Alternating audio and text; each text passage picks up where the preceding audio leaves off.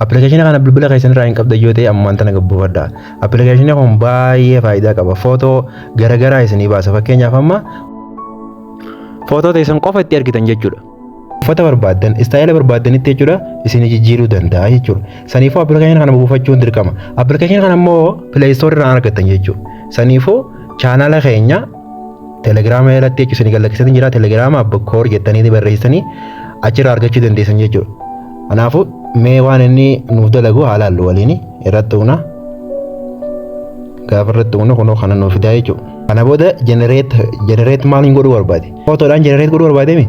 Mee footoon generate godhuu barbaade tana footoodhaan generate godhuu barbaademi bakka create image iddoo tanaan tuqaa jechuudha. Footoon generate godhuu barbaade waan ta'eef create image kayyoo kanaan tuqaa jechuudha. Tuqaa jechuudha. Agartanii amma kana booda istaayila kan barbaadde jettee kana keessa naaf fidaa jedhanii ani istaayila ittiin hima ifiifin itti himachuu deema jechuudha. Prompt yoo ka'u itti barreessatiin itti erga jechuudha. Barreeffama itti ergu jira jechuudha.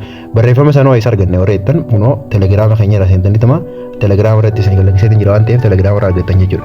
Istaayila kana yoo ka'u barbaaddan istaayila as keessaa filachuu dandeessan.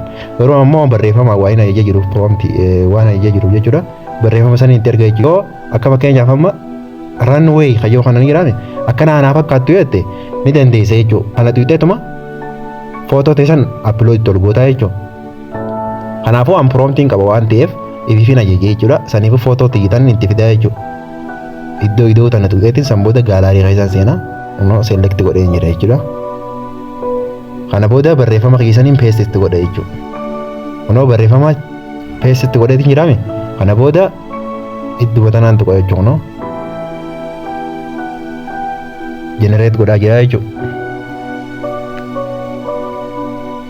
Agartanii? Noo bifa kanaan tolchee jechuudha. Kana booda maal godhuu barbaaddan yoo buufachuu barbaaddan iddoo save jettu tana tuqxan jechuudha. Yoo share godhuu barbaaddan share iddoo tana tuqxan jechuudha.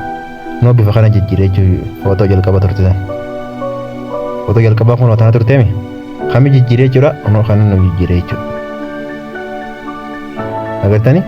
Bifa amazing ta'e kana nu jijjiiree jechuudha. Kanaafuu appilikeeshinii kana buufadhaa itti fayyadamaa jechuudha. Istaayila garagaraatiin isinii godha jechuudha.